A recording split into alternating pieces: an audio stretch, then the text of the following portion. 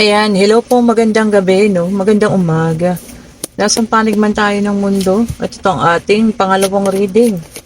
Ayan ha, maaaring ito rin po ay ating unang reading para sa araw ng Friday. Ayan. Wala po, tinawag lang ako ng barahan, no? Bago tayo makatulog. So ayan, meron tayong Three of Wands. Hindi ko alam kung anong gusto niyang ipakita ngayon ha. Okay, and then meron tayo ditong six of pentacles. Ayan. Tignan pa nga natin. Meron din tayong the hangman. Okay. Ano kaya ito? Bakit? Alam niyo dapat matutulog na ako eh. Kasi natapos ko na po ang mga ni-reading ko ha. Kaya lang, bakit niya kaya ako tinawag? Meron siyang gustong ipakita sa atin. Okay. Sige. And then, meron tayo ritong Six of Swords. Sige po. Oo nga natin. Para magkasya. Ayan, pasensya na kayo ha. Kasi, pagka nag-start ako, doon ko pa lang po nakikita yung kaluwagan po ng camera. Kaya doon ko pa lang sa naiayos. Ayan, pasensya na po. Eto na. Tuloy-tuloy tayo. Tingnan natin kung ano pang ilalabas. Okay. Page of Swords.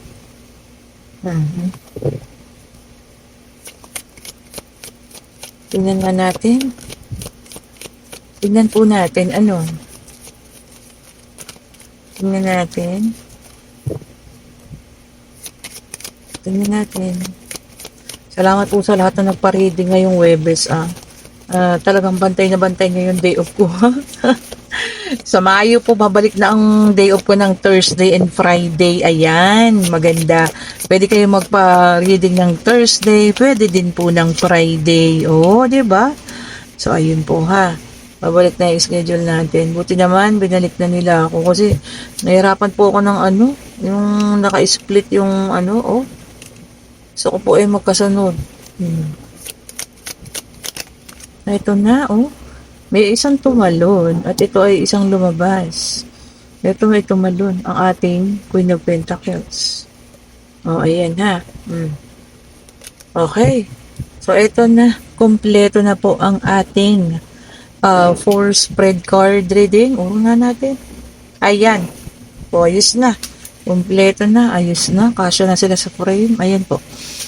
Okay, so dito po ha, meron akong nakikita rito na alam niyo yun.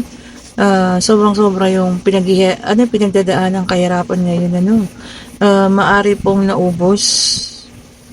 Ayan talagang ubos na ubos man kung ano man yung biyaya. Ang mahirap lang kasi dito yung ito kasi humihingi tayo ng tulong or humihingi tayo ng sige sabihin natin ng awa sa ating mga kamag-anak man to o kaibigan. Pero alam nyo yan, tignan nyo, pinipili pa nila. Kumbaga, mas gugustuhin pa nilang tumulong sa iba bago po sa inyo. So, yun po ang mahirap. Kasi, kumbaga, nakakaranas tayo ng sobrang hirap ngayon. Pero yung mga taong sa tingin ninyo ay makakatulong sila sa inyo, pero hindi po. Ayan.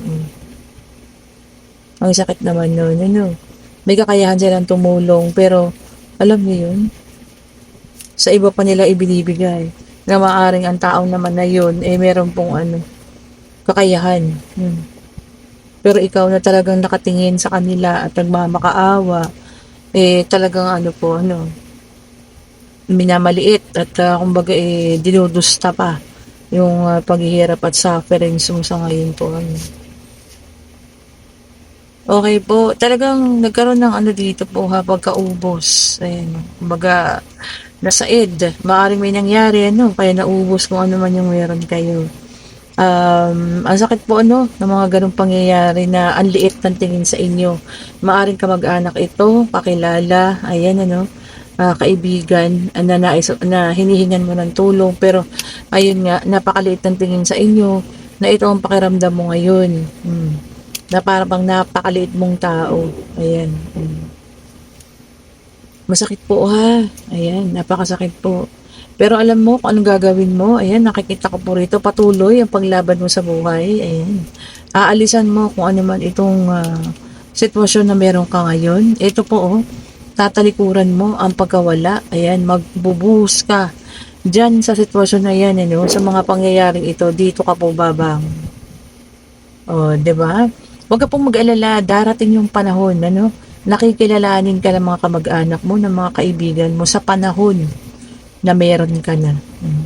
Sana po huwag mong kalimutan yung mga ginawa nila sa iyo.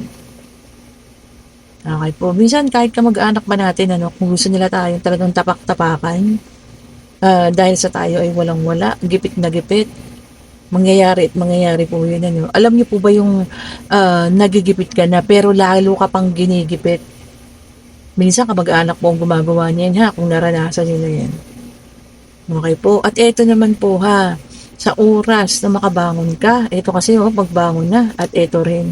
Nakatulad nitong ginagawa ng ating Queen of Pentacles, panghawakan pong mabuti ang biyaya pong ipinagkaloob sa inyo ng Diyos, at huwag mo pong kakalimutan yung mga pangyayari po, mga pangyayari na nangyari po, alam niyo yun, talagang nakaranas kayo ng panggigipit, ng alam niyo yun, pangmamata, alipusta mismo sa mga kamag-anak at kakilala po ninyo. Okay po? Magbabaliktad po ang sitwasyon, huwag ka pong mag-alala. Ikaw naman yung mapupunta sa ibabaw. At sila naman po, yung pilit na lalapit at lalapit po sa inyo. Pero sabi ko nga, huwag yung kakalimutan po yung mga panahon kayo ay walang-wala po. At yung mga bagay na ginawa nila sa inyo. Mahirap po yan. Danas na danas ko yan. Kung kayo man ay nakaranas nyo ng ganyan. Yung walang-wala ka na alam niyo yung gigipiting ka palalo. And then, meron tayong the High Priestess. This is a water sign. Ayan. Okay. So, sabi rito, alam mo naman, malakas ang intuition mo. Alam mo po sa sarili mo na hindi ito magtatagal. Kung ano man yung sitwasyon na meron ka ngayon, magtatapos at magtatapos po yan Matatapos at matatapos po yan. Okay po. Kung sino man ang mga nakaranas ng gano'n, yung talagang sobrang hirap. Tapos, ultimong mga kapatid mo man yan, kamag-anak mo, talagang gigipitin ka, ayaw kang tulungan, hindi mo na alam kung kanino ka tatakbo, Ako po, sabi ko sa inyo, pang maalaala mo kaya po ang Mystic Tarot ninyo. Ayan, pinapagaan ko lang po ang sitwasyon kasi ang bigat nito Kung sino man po ang taong iyan meron tayong water sign. Ito naman, the Tower, which is a fire sign. Malaking pagbabago. Ayan na The same thing, the Tower, tignan mo yun, ayan. Malaking pagbabago po, ayan. So, hindi tayo, alam niyo yun, laging gano'n ang buhay natin.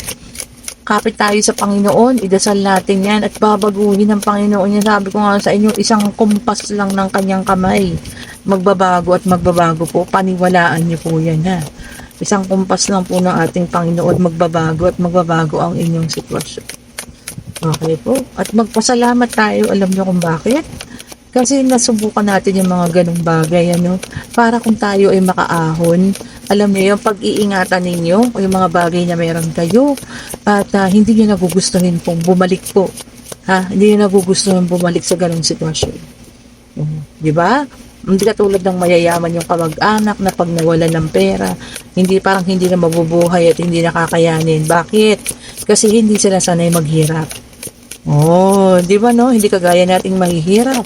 Magkaroon man tayo ng kaunti, talagang itong ating pagyayamanin at iingatan.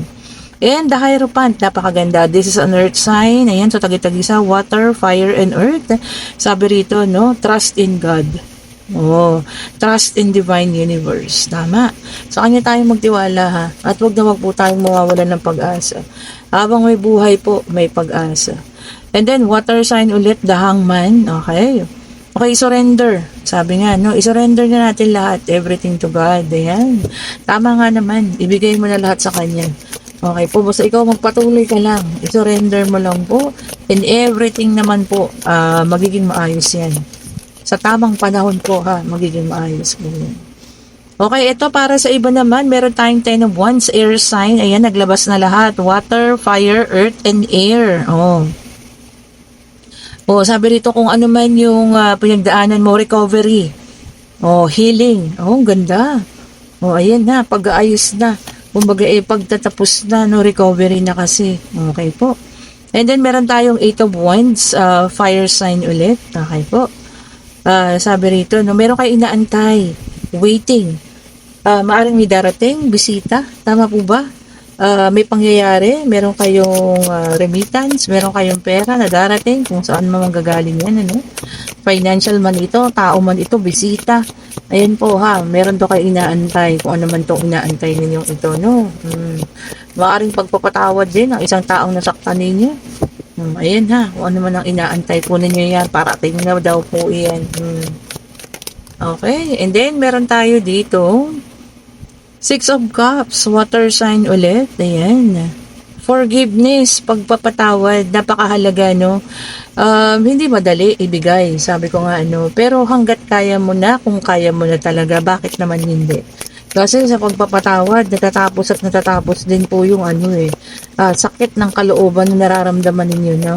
Magpatawad tayo, pero kung nga sabi ko sa inyo, no, huwag niyong kakalimutan yung lahat ng sakit na naramdaman ninyo na dulot ng mga tao sa paligid ninyo o dulot ng isang tao man.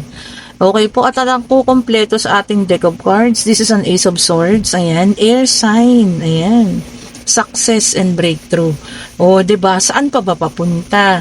Kung dinanas mo na lahat ng hirap, o 'di ba? Syempre success naman. Hindi naman tayo pababayaan ng Diyos na yun na lang at yun ang ating di ba? Mararanasan. Siyempre po babaguhin at babaguhin yan. Okay po. Ngayon, kung ikaw po yung nakakaranas ng ating situational reading na talagang tinatapak-tapakan ka ngayon dahil nasa mababa ka, huwag ka pong mag-alala ha. Paparating na yung para sa'yo. Magdasal lang po. Magsikap palalo. Okay po. Sabi ko nga magpatawad, pero huwag mong kakalimutan pag nandoon ka na sa tagumpay yung mga ginawa ng mga taong ito sa'yo. No?